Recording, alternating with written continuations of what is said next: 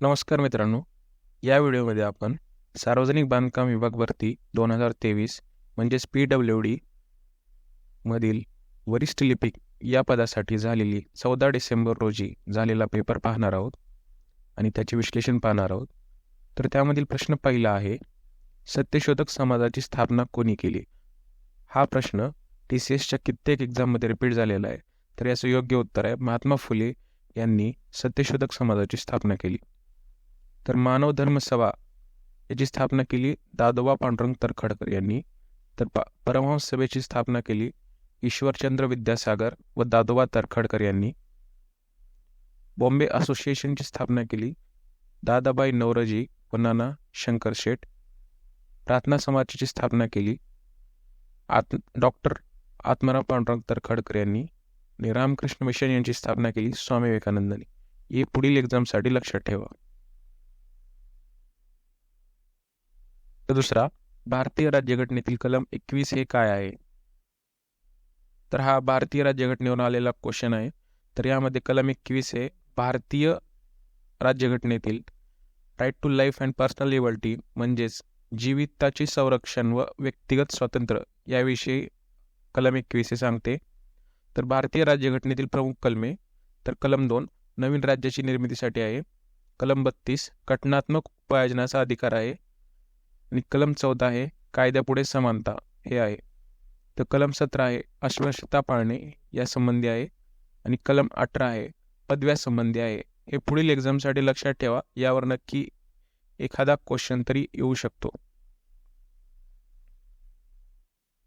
प्रश्न तिसरा, सागर ओहळकर हे कोणत्या खेळाशी संबंधित आहेत? तर याचे योग्य उत्तर आहे मल्लखांब या खेळाशी संबंधित आहेत. हा प्रश्न क्रीडा घडामोडी 2023 मधील चालू घडामोडीवर अवलंबित आहे, कारण सागर कैलास ओहळकर यांना अर्जुना अवॉर्ड या पुरस्काराने सन्मानित करण्यात आलेले आहे. हे पुढील एक्झामसाठी लक्षात ठेवा. प्रश्न चौथा, टिपू सुलतानचा मृत्यू केव्हा झाला? तर याचे योग्य उत्तर आहे 1799ला टिपू सुलतानचा मृत्यू झाला. तर टिपू सुलतानविषयी आपण काही माहिती घेऊयात. तर टिपू सुलतान यांचा जन्म 20 नोव्हेंबर 1750 आणि मृत्यू 4 मे 1799 या दिवशी झाला. टिपू सुलतान हे म्हैसूरचे एक प्रसिद्ध पराक्रमी राजा होते. हैदर अलीचा थोरला मुलगा म्हणून टिपू सुलतानची ओळख आहे. व चौथ्या अँग्लो म्हैसूर युद्धात ब्रिटिश ईस्ट इंडिया कंपनीच्या सैन्याची एकत्रित फौज हैदराबादच्या निजामाने टिपूचा पराभव केला. तर 4 मे 1799 रोजी श्रीरंगपट्टम त्यांच्या गडाच्या रक्षण करताना ते मारले गेले. तर हे लक्षात ठेवा. यावर क्वेश्चन येत आहेत.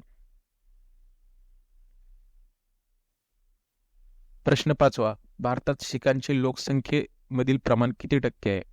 तर याचं योग्य उत्तर आहे 1.7% हे शिखांचे लोकसंख्येतील प्रमाण आहे. तर धर्मानुसार लोकसंख्येचे प्रमाण आपण पाहूयात. तर हिंदूंची लोकसंख्येतील प्रमाण आहे 79.8%. तर मुस्लिम लोकसंख्येचे प्रमाण आहे 14.2%. तर ख्रिश्चन लोकसंख्येचे प्रमाण आहे 2.3%. शीख लोकसंख्येचे प्रमाण आहे 1.7%. बुद्धिस्ट लोकसंख्येचे प्रमाण आहे 0.7%. जैन लोकसंख्येचे प्रमाण आहे 0.4%. हे पुढील एक्झामसाठी लक्षात ठेवा. यावर 1-2 क्वेश्चन नक्की येणार, हे लक्षात ठेवा. प्रश्न 6वा, 2023 सालचा साहित्यातील नोबेल पुरस्कार कोणाला मिळाला? तर याचे योग्य उत्तर आहे जॉन फॉसे यांना साहित्यातील नोबेल पुरस्कार मिळाला. तसेच शांततेचा पुरस्कार हा नरगिस मोहम्मदी यांना मिळाला. हे पण पुढील एक्झामसाठी लक्षात ठेवा. प्रश्न 7वा, प्राणहिता ही नदी कोणत्या नदीची उपनदी आहे? तर प्राणहिता ही नदी गोदावरी नदीची उपनदी आहे. नद्यावर ही देखील प्रश्न पडत आहेत. तर आपल्या महाराष्ट्रातील मेन नद्या तुम्ही एकदा रिवाईज करून जावा, म्हणजे पेपरला तुम्हाला फायदा होईल. तर प्रश्न 8वा, भारतात कार्यकारी अधिकार म्हणजेच एक्झिक्युटिव्ह पॉवर कोणाकडे असतात? तर भारतात कार्यकारी अधिकार हे राष्ट्रपतीकडे असतात. याचे योग्य उत्तर आहे राष्ट्रपती. प्रश्न 9वा, 2011 सालच्या जनगणनेनुसार भारतातील कोणत्या राज्याचे लिंग गुणोत्तर 950 पेक्षा अधिक आहे? तर याचं योग्य उत्तर आहे आसाम. तर या प्रश्नाचं उत्तर हे ऑप्शननुसार आहे. तर ऑप्शनमध्ये राजस्थान आणि आसाम हे होतं. तर त्यामध्ये आसाम या राज्याचं गुणोत्तर 953 आहे. तसेच भारताचं प्रौढ लिंग गुणोत्तर आहे 943. आणि भारतामध्ये सर्वाधिक लिंग गुणोत्तर असणारी राज्य केरळ 1 नंबर 1084, तमिळनाडू 996, आंध्र प्रदेश 993. तर सर्वात कमी लिंग गुणोत्तर आहे हरियाणा या राज्याचं आणि जम्मू काश्मीरचं 2 नंबरला 889. प्रश्न 10वा. 37व्या राष्ट्रीय स्पर्धेत सर्वात जास्त सुवर्ण पदके कोणत्या राज्याला मिळाली? तर याचं योग्य उत्तर आहे महाराष्ट्र. महाराष्ट्र या राज्याला 37व्या राष्ट्रीय क्रीडा स्पर्धेत सर्वात जास्त गोल्ड मेडल मिळाले आहेत. तर 37वे नॅशनल गेम्स हे गोवा येथे झाले होते. त्यामध्ये महाराष्ट्राचा पहिला क्रमांक आलेला आहे.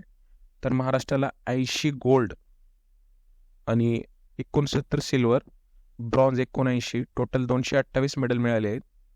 तर सर्व्हिसेस म्हणजे सेवा सेना याला 66 गोल्ड, 27 सिल्वर व 33 ब्रॉन्झ मेडल म्हणजेच 126 मेडल मिळाले आहेत. तर हरियाणाला 3 नंबरला 62 गोल्ड, 55 सिल्वर आणि 75 ब्रॉन्झ हे मिळाले आहेत आणि टोटल 192 पदके हरियाणाला मिळाले आहेत. तर मध्य प्रदेशला एकूण 37 गोल्ड, 36 सिल्वर आणि 39 ब्रॉन्झ हे मेडल मिळाले. टोटल 112 पदके मध्य प्रदेशला मिळाले. तर 5व्या स्थानी आहे केरळ. केरळला 36 गोल्ड मिळाले आहेत आणि सिल्वर 24, ब्रॉन्झ 27 आणि टोटल 87 पदके केरळला मिळाली. प्रश्न 11वा. WHO चे 76 साऊथ एशिया संमेलन कुठे झाले होते? तर याचं योग्य उत्तर आहे नवी दिल्ली येथे. वर्ल्ड हेल्थ ऑर्गनायझेशन WHO दक्षिण पूर्व आशियाई प्रादेशिक समिती याचे 76वे सत्र 30 ऑक्टोबर ते 2 नोव्हेंबर 2023 रोजी नवी दिल्ली येथे झाले होते, हे लक्षात ठेवा. तर प्रश्न 12वा. ऑक्टोपस कोणत्या संघात येतो? तर याचे योग्य उत्तर आहे मोलस्का या संघात ऑक्टोपस येतो.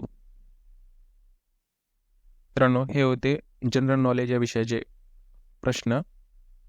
तर मराठी या सेक्शनमध्ये समानार्थी, विरोधार्थी आणि म्हणी, वाक्यप्रचार, वाक्यप्रथाकरण, प्रयोग व समास यावर क्वेश्चन आलेले होते.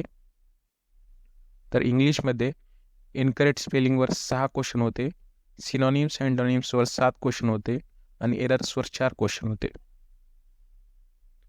तर रिझनिंगमध्ये नंबर सिरीजवर क्वेश्चन होते, अल्फाबेट सिरीजवर क्वेश्चन होते आणि सिलॉलिझमवर क्वेश्चन होते. तर हे पुढील एक्झामसाठी लक्षात ठेवा.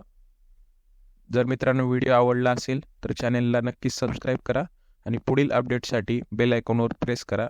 ठीक आहे, धन्यवाद.